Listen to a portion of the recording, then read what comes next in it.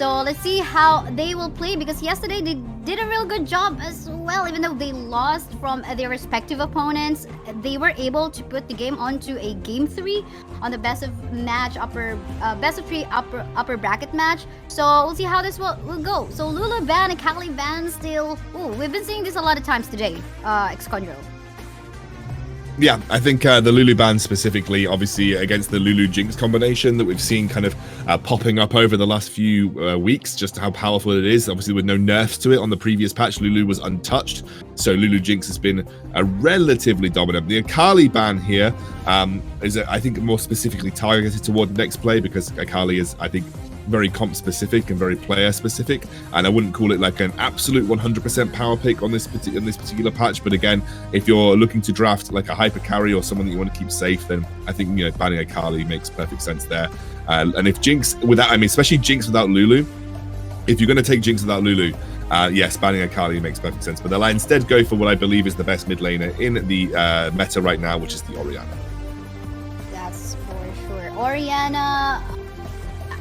I can still remember though. I think that was from yesterday in a game between Liab Esports and Nexplay Esports, wherein an Aurelion Soul, or rather an Orianna got outplayed by an Aurelion Soul in the middle lane. Hopefully we do not see that happen on this one, because usually you would say that okay, Orianna should win this early game time because clearing the minion waves faster, she's got an upper advantage, but that wasn't the case from yesterday. But that was yesterday. But we talk about them meeting again in this match, an Asol versus an Orianna in the mid late game time. Okay, maybe I'll just ask you that later, because what I want to ask is that who's gonna be an upper advantage given the mid lane options that we've got in here for both sides. But let's talk about the Tristana first before we head on to the mid lane. Tristana, not usually picked in Wild Rift Asia Brawl, but yeah, what do you say about this guy? This 100% locked in, I don't think, but once it gets locked in, I mean, Tristana, I think with the buffs, she's not bad. Like I see a lot of people saying, well, Tristana does no damage, she's bad, but she's actually not that bad. I don't think she's a top tier AD carry, but I do think she is relatively strong. And the Tristana Alistair combo is like a combo that's as old as time on the PC version of League of Legends. You've got a lot of all-in potential in the lane. The explosive shot does, or the explosive charge does a lot of damage when, you know, just thrown on top of whoever. But the problem that you're going to have in this particular laning phase is if you try to explosive charge the Misfortune and Braum just throws the shield up, you're never actually going to stack it. So this is not a lane that you're going to be able to get a huge amount of work done in, and I think you're going to struggle versus the Braum Misfortune in the laning phase. But if you can come out of the laning phase relatively okay, Tristana does scale up well. And she is a relatively strong late game AD carry, and there isn't really anybody that's going to threaten her massively. Like if Camille jumps on her, like you do have your Buster shot, so even if Camille ults you, if you use your own ultimate on Camille, you can blow her out of her Hextech ultimatum and easily escape. So, you know, Tristana is one of those good AD carries that actually can deal with Camille by herself. So yeah, I think it's maybe a pick specifically to prevent her from getting blown up by the Camille. But it's not a bad pick. It's just not, I wouldn't say it's like absolute top tier. Yeah, for sure. In terms of engages, though, I can see both of the sides has the potential to do so. We just gotta be careful on this one. Hopefully, this is not a. I don't know if this is gonna be an aggressive Graves that we're gonna be seeing, just like from the previous match. But this is a listen that we're talking about, so I think maybe they can mind their own business, or maybe they can go for a steal if they want to.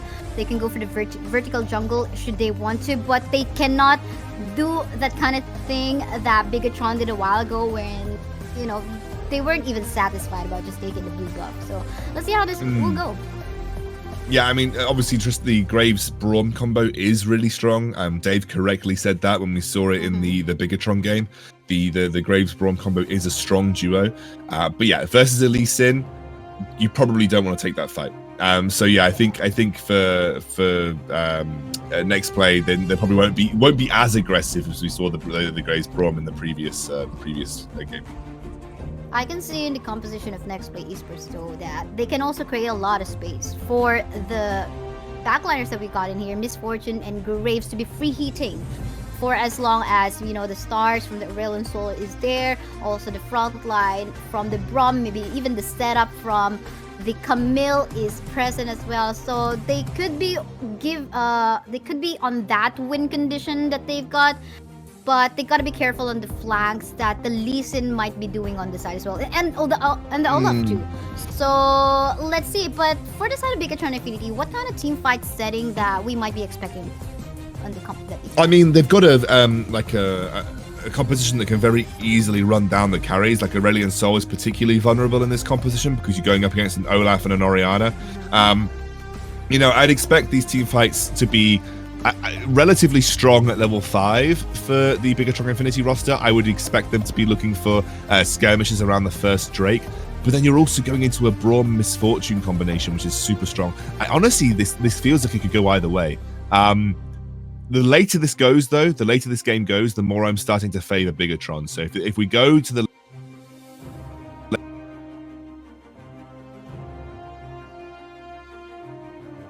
I think Bigetron in the late game are you know, probably going to be just winning out in terms of the way they apply damage plus the Orianna. But yeah, I think realistically, this it's all going to come down to, I think, the first dragon fight. The one thing that I would say that Bigetron do have going for them is Camille is a pretty good matchup into the top lane, into Olaf, and the later the game goes, you obviously always are going to have that split push pressure for Nexplay. So Nexplay have got a split push win condition with the Camille. Olaf will not be able to deal with Camille as the game progresses. So I think Nexplay have more tools. If something goes wrong in the team fights for them, they have more tools when it comes to finding other win conditions. Whereas clearly Bigetron, they have only one win condition, and that's 5v5 team fights. They cannot split push. They don't really have a composition for it. Whereas I think Nexplay do have those extra resources available to them should they not manage to succeed in the team fight area. Speaking of resources, then let's see if they will be able to capitalize on that one. But then again, guys, just to remind you, this is now the round 2 in the losers bracket. Whoever loses this round, they will be saying goodbye as well. So we'll be heading on to the game anytime soon. And just like that, again, we're your caster, Sam Saya. With me is Xcondrel. Let's see how the teams will be starting off their game. Looks like we have a group up on the top side of the map here for Bigetron, maybe going for a cheeky little level 1. Looks like they're going to be seeing each other in here. I like this. A 3v3 potential. This is going to be a patience test, okay? It seems like it's going to be BTR just going to be a little bit impatient. They're going to go for that quite aggressive invade. But let's see if they're going to be successful in that one. Meanwhile, while that was happening, still in the middle lane, just the matchup between the Orianna as well as the Aurelion Sol as expected, who's going to be poked out more is the Aurelion Sol. But we're not yet done because on the top side, we can see, Horizon going to be the first blood from that side of Team BDR. But we're not yet done with this one because that Graves is also going to get a double kill up against the members of BDR. And here we go. More exchanges, 2 for 2 trade so far. Harry getting stunned in here. Looks like he's going to be another casualty in the other end of the map. Oh my goodness, Henry again. Okay, not anymore, but a 3v3 in total so far. What? Who do you get an upper advantage given that 3v3 fight that was I mean, Graves came out with 2 kills, so that's really great because he can now start to be a bit more oppressive in the jungle. However, Tristana got 2 kills funneled onto her. I don't think there was like a massive advantage picked up by either team. Obviously, when it comes to pure gold output, NXP came out slightly ahead. I think they used less summoner spells in the entire engage as well. But goodness gracious, that was a crazy level 1. Man. I mean, Graves is if Graves can snowball this dude, if Graves can snowball this, I think this is a great start for Nex.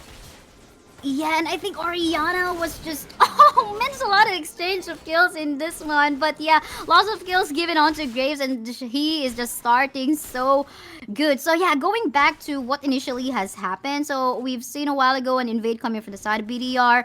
It was a 3 for 3 trade. But then again, the Listen missing out the jungle. Because again, we were talking about them in their very own jungle comp in here. Nexplay Esports in the top side. But before we even talk more about that, we can see another invade going on to the bottom part of the map. Really nice gank plays. Harry might be in a bad position as well. Looks like he might go down anytime soon. Ooh, the Brawl will be there for an exchange of life. But then again, they take down one member from the side of BDR plus potentially a turret. This is such an insane start for the Graves. Like, you really could not ask for a better scenario. Like, they're even going to get first turret of the game at 2 minutes in. I mean, that was a good pickup as well. I think the Aurelian Soldiers got a solo kill in the mid lane onto the Orianna. Nexplay somehow... If I was in solo queue, and forgive me, I would be saying, all right, guys, FF, go next. Like, this is one of those starts that you just can't give to a Graves. He'll just run away with the game. And I love the way they executed on that bot lane tower dive, waited for the Olaf to walk back. They knew that he was coming. And yeah, this is feeling a bit grim now if you're BTR. Well, in the middle lane, though, looks like Chuli will be punished a little bit, but yes, he's gonna get punished. Back up incoming from Just. For the meantime, potentially might be getting Harry as well as Henry, sounding like not gonna get the kill, but still fine because again, this is the Graves getting really aggressive in his place because, you know, he's just basically capitalizing on what he's got so far. You can see that he's got almost 5k in his very own pocket. Yeah, and he's got the Ghost Blade finished up, and also the face. I mean, Lee Sin hasn't even backed yet. Lee Sin's got a single longsword. I mean, he's got the gold to spend, clearly, but he's got a single longsword for this dragon fight compared to a Ghost Blade Phage from the Graves. This is not a fight that you want, Bigetron. You can maybe go for a cheeky steal, but he gets the cheeky steal. Cheeky steal. Yes, indeed. And we go along with the team fight though, but they will be punished in here. A lot of casualties. Yes, you take the dragon away from us, but then again, you're gonna be a casualty for us. That's gonna give more kills onto the Graves and to the rest of the members of Nexplay. Yeah, they lose the okay, they lose the dragon, but clearly they gain a huge amount in terms of map gold as well. Loads of kills, and they're going to pick up another turret in the bot lane. It was a lovely little steal from the Lee Sin, but realistically, the full commit to the fight was the error for Bigetron here because they just lose yet more gold. And of course, I believe it was a mountain drake or an earth drake. It's okay, but it's not a game breaker, right? That's not going to win you the game. Whereas, you know, the extra gold in the back pocket of the Nexplay carries probably will. Now that's for sure. Now the question in here: how can BDR potentially go for a comeback play? But for the meantime, let's talk about what is happening on the top side part of the map. 2v1 situation ongoing. Chuli trying to survive in here with the stars still zoning out of members. Oh yes, he will survive. Look at that. To the backup are the members of Team Nexplay, Justy as well as Ooze in here. Oh, look at that shockwave connect. Of Team Nexplay, but the damage is still not enough to even take them down. Oh, shockwave connecting, trying to go for look at that. Justy looks like he will still be surviving. Bullet time has been committed. Harry will still survive, though the Brawl will fall down. Man, this Graves is not dying. He's still all alive. But yeah, we're not yet done in the fight. Unfortunately, I think there was no ultimate available. No collateral damage for that Graves, so he won't be able to snatch a steal from that team fight. But overall, what do you think from that fight? That was a really well played fight from Bigetron, given how far they are behind. And unfortunately, that was a 4 versus 5 in the total, because obviously we had the rotation coming out from Falp, and we didn't see the same rotation by Arisen, who unfortunately wasn't able to capitalize on getting any kills. He missed that hook shot to try and find something. But it was a really well played fight from Bigetron, despite how far behind they were in gold. Unfortunately, all of the gold is essentially located on Graves. So if Graves is focused or taken down low, you know, that actually evens up the scales in terms of the fight output. And you've also got to have a look at Tristana, who he is like really starting to ramp up with the Infinity Edge. So you just have to be a little bit aware of the fact that if Graves gets taken down low, you're actually losing a lot of the power from the next play lineup. But again, they get the Rift Herald. That fight doesn't mean much when you're still just taking tower after tower and claiming all the standing gold on the map. Yes, that's the turret's objective up top. Here we have another team fight happening in the middle lane. Oh, look at that. engaged. Coming from the side of Team BDR, taking down the Aurelion Soul, just in a dangerous position. Ultimate coming out from the Braum as well, trying to go for a setup, but looks like that's not gonna be enough because the Braum's gonna be taken down as well. Way to retreat for Team Nexplay on that fight. What has happened? Did they get caught off guard? I think they got caught off guard on that one. Not really expecting the engage to happen from the side of BDR. Well, I think actually BTR are playing this well. They basically have they've basically realized that Camille seems to be relatively committed to a side lane split push pressure, and actually they're just bringing Falp into the fight and forcing 5 versus 4 fights over and over again. They focus down Joshi on the Graves, take him out of the fight very early on, and actually they can then use the Tristana to find the resets and continue to take advantage in these fights. So I think they're just playing the fights really well. Oh my word, Tristana, that was a little too much, but they're playing the fights really well here, Bigetron. I still think they lose most of the fights if they're on an even playing field, but they're forcing an uneven playing field. They're saying, okay, we force 5 versus 4s, and Camille, you notice that Camille hasn't actually been part of any of these fights so far. That's for sure. I still would call this a pretty even matchup despite Team Nexplay on the lead, because we sometimes would see, you know, when team fights happen, sometimes we can see Team BDR winning. But for the meantime, we can see Olaf going for the split push work on the top side, forcing that Camille or at least one member from the side of Team Nexplay to back away. Gotta go for the teleport. You have to make it on time because you're gonna get sandwiched by the members of Team Nexplay, just so in case. But he left him alone. Instead, I want to go for a defensive play in here onto the middle. This is the beauty of having a good side lane split push. But for the meantime in here, more fights, more abilities getting committed. Henry in here gonna get Hextech ultimatum coming from the Camilla. Look at that! Getting deleted. 2 members from the side of Team BDR. They are forced to back away. Henry super is kind of low in terms of HP, and them going for a... I thought this was a chance coming out from BDR because they forced some of the members of Nexplay to go for a defensive play up top, and even going for... BDR going for a mid push, but somehow, apparently, you know, Nexplay just answered back. Yeah, I mean, I think BTR essentially utilized the fact that they knew the rest of the Nexplay were rotating to the Olaf at top to go for a mid lane push. But again, that was a 5v5 this time. You know, you're still looking at an 8,000 gold lead for Nexplay. That is not an insignificant gold lead. Graves is 5,000 of that.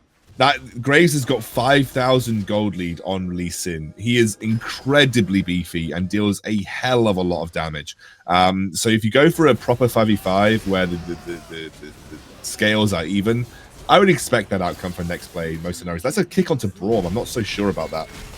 Yeah, in the bot lane part of the map, we can see another member from the side of BDR getting deleted. Hextech ultimatum not available, and Camille as well. But for the meantime, here in the riverbed, we can see that Graves just obliterating anyone away from Team BDR.